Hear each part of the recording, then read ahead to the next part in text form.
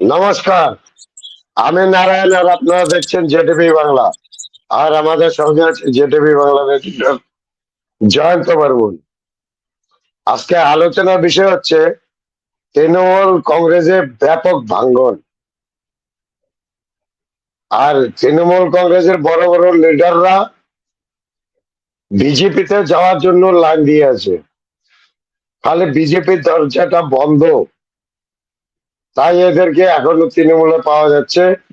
এরা কোন এখন তৃণমূল কংগ্রেস রাস্তায় বেরোচ্ছে না, প্রতিবাদেও বেরোচ্ছে না, কোনো কাজেও বেরোচ্ছে না। এরা রাস্তায় বেরোলেই পশ্চিমবাংলার জনগণ চোর চোর চোর চোর বলছে। এই অবস্থায় একমাত্র কোনাল চোর ছাড়া তৃণমূলের আর কোনো চোরেই প্রকাশ্যে রাস্তায় বেরোতে পারছে না এবং কথাও বলতে পারছে না।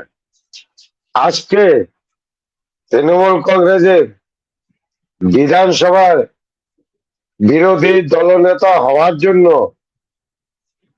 যে সংখ্যায় তাদের মানে অ্যাকচুয়ালি 30 জন বিধায়কের প্রয়োজন, 30 জনের সাইন করা পেপার মাননীয় স্পিকারের হাতে তুলে দিতে পারছে না বিরোধী দলনেতা হওয়ার জন্য, অথচ 80 জন বিধায়ক জিতেছে। তাহলে বুঝতে পারছেন তো, 50 জন বিধায়কই ভারতীয় জনতা পার্টির দিকে পা বাড়িয়ে রেখেছে। 30 জন বিধায়ক বিধায়কের সই করা পেপার আমাদের মাননীয় স্পিকারের হাতে তুলে দিতে পারেনি। একটা 30 জনের সই করা কাগজ তুলে দিয়েছে, এর মধ্যে আবার 2 জন বিধায়কের সই নাকি জালি। সেই সব বিধায়ককে, যে বিধায়কদের সই জালি, সেই বিধায়করাই অবজেকশন করছে যে তৃণমূল কংগ্রেস আমাদের সই জাল করেছে। তাহলে বিধানসভায় এবার কি আমরা পশ্চিমবাংলায় বিরোধী শূন্য দেখতে চলেছি, অর্থাৎ বিরোধী স্বীকৃতিপ্রাপ্ত বিরোধী থাকছে না? এটাই দেখার বিষয়। তৃণমূল কংগ্রেস আমরা দেখেছি 2021-এ যখন ভারতীয় জনতা পার্টি 77টা সিট পেল, তৃণমূল কংগ্রেস ব্যাপকভাবে বিজেপির উপর অত্যাচার চালু করলো। তারপরও একটা শক্ত বিপক্ষ হিসাবে, বিরোধী হিসাবে মাঠে ময়দানে এবং বিধানসভায় বিজেপি তাদের রোল প্লে করেছে, বিরোধিতার রোল প্লে করেছে। কিন্তু তৃণমূল কংগ্রেসকে দেখা যাচ্ছে বিরোধিতার রোল প্লে করার জায়গায় নেই।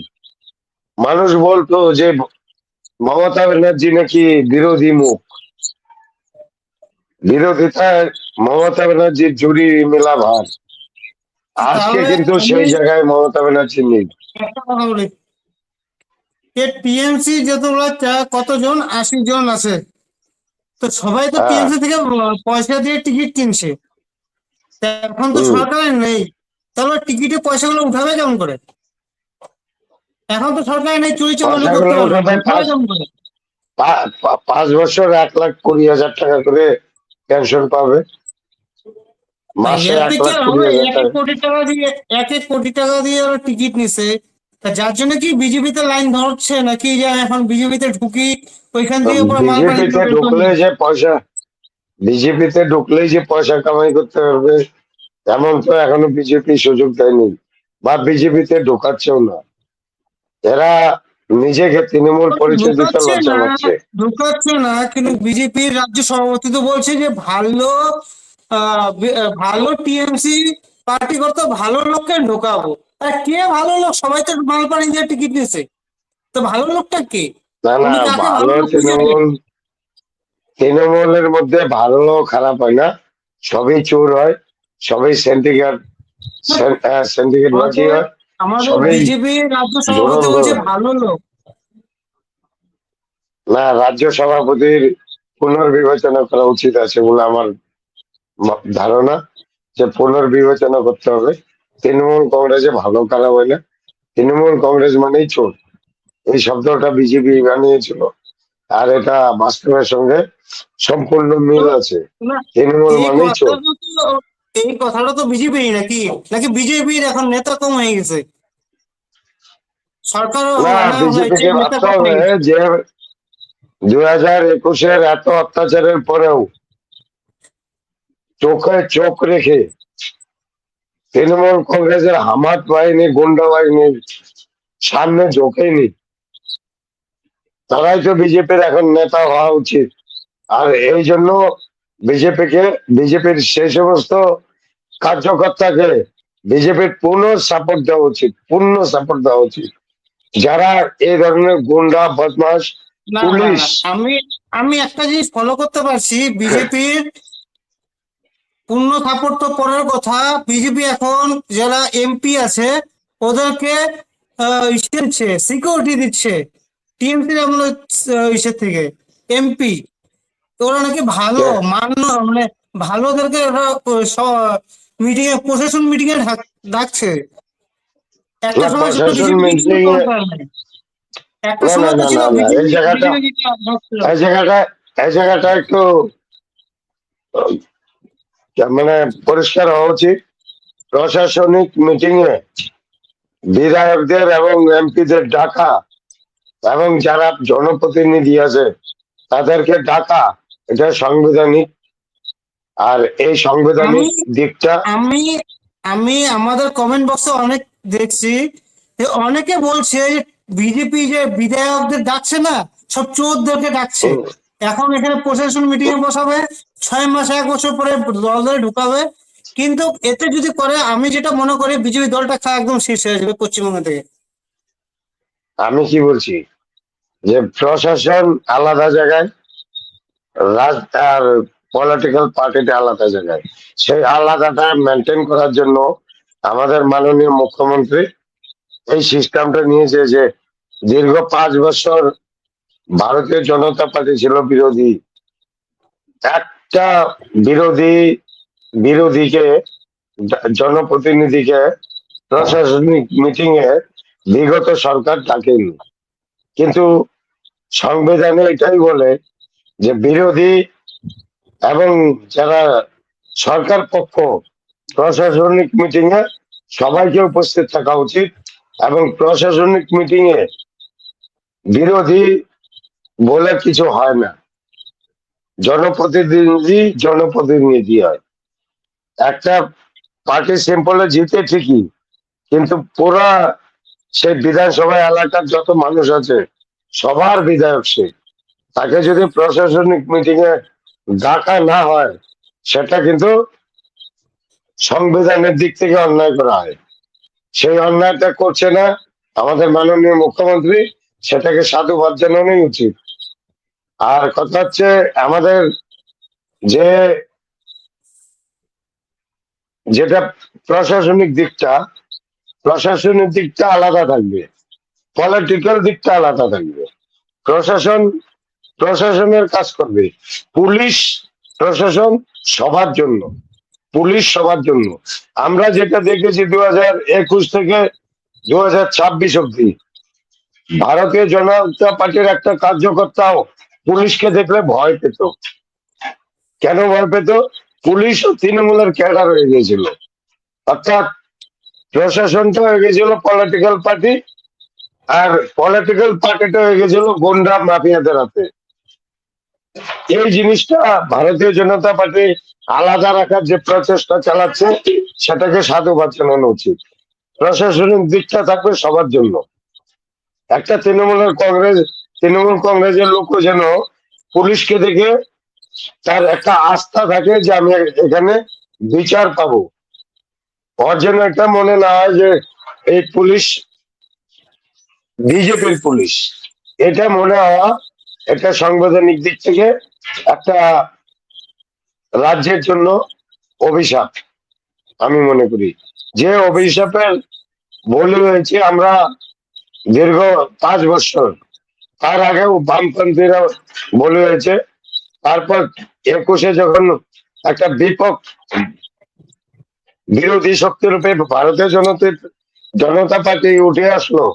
তারপর এই 5 বছর ভারতীয় জনতা পার্টি এই মানে এদের প্রশাসনিক দিকটা পলিটিক্যাল পার্টি হয়ে যাওয়ার জন্য ভারতীয় জনতা পার্টিকে ভুগতে হয়েছে। পুলিশ প্রশাসনকে দেখলে ভয় পেতে হয়েছে। এই জিনিসটা না হয় একটা সাংবিধানিক দিক, খুব না, ভালো আমি মাঝখানে পশ্চিমবাংলার একটা জন্য। কোশ্চেন করবো। মাঝখানে একটা কোশ্চেন করবো। হম।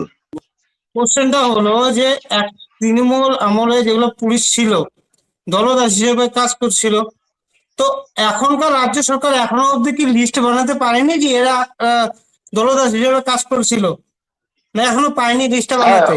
আর যদি না না, পাইতো তাহলে অলরেডি এখন অব্দি অলরেডি সাসপেন্ড এদের, কেন ছিল?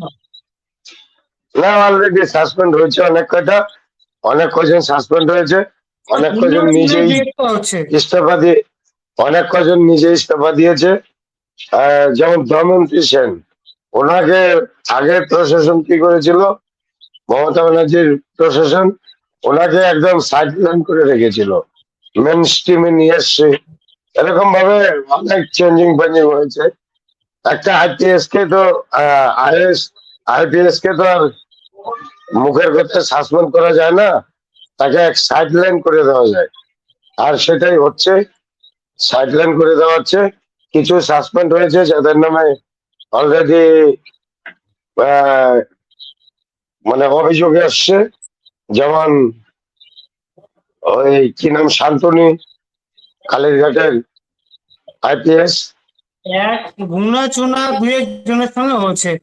হ্যাঁ, সাসপেন্ড করা যায় না, সাইডলাইন করা যায়। তবে সাইডলাইন করার জন্য কেন্দ্রীয় মন্ত্রীর কাছে গৃহমন্ত্রী হচ্ছে আইপিএস হচ্ছে আইএস দেয়। না না, রাজ্য সরকারে পারে, আর সেটা হচ্ছেও, সেটা না, হচ্ছে, একটু দেয় নজর তো দিলে ওই দেখতে থেকে হবে। না, তো এনারা কি এখনো অব্দি হ্যাঁ, করছে? তো এখনো অব্দি কোনো রিপোর্ট দেখতে পাচ্ছি না, কোনো নিউজ চ্যানেল না না, দেখতে হচ্ছে পাচ্ছি না, হচ্ছে। গুনা চুনা 4-5 জন ছাড়া। না না, যেগুলা মেন দাগি মাল এগুলাকেই নিউজে আসে, আর যেগুলা হালকা ফালকা দাগি এগুলা আসে না নিউজে। এটাই হচ্ছে ব্যাপার। আর পুলিশ প্রশাসনই কি করবে যখন পুলিশ মন্ত্রী নিজেই একটা মানে চাপিয়ে দেয়, যখন যে তোমাদেরকে দলদাসের মতোই কাজ করতে হবে, এত টাকা তুলতে হবে ওই এলাকা থেকে, এত টাকা তুলতে হবে এই সেক্টর থেকে, তখন এদেরও আর কিছু করার থাকে না। এই হচ্ছে ব্যাপার। তবে হ্যাঁ, এই রাজ্য সরকারকে সাধুবাদ জানাই, ওনারা প্রশাসন এবং তবে আমি বলবো পার্টি থেকে যে আলাদা ভাবে। এরকম এরকম যারা পুলিশ অফিসার ছিল না, তাদের নিজে থেকে ইস্তফা দেওয়া দরকার যদি লজ্জা থাকে। যেহেতু দেশ পুরো কাজ করতে পারেনি, তো কি ট্রেনিং পাইছে ওরা? কি আইপিএস? না না, আইএস দের একটা বাধ্যবাধকতা থাকে, সেটা হচ্ছে ইসের থেকে, কি বলে, বাধ্যবাধকতা থাকে, পুলিশ মন্ত্রীর এখতিয়ারে থাকে এবং মুখ্যমন্ত্রীর এখতিয়ারে থাকে।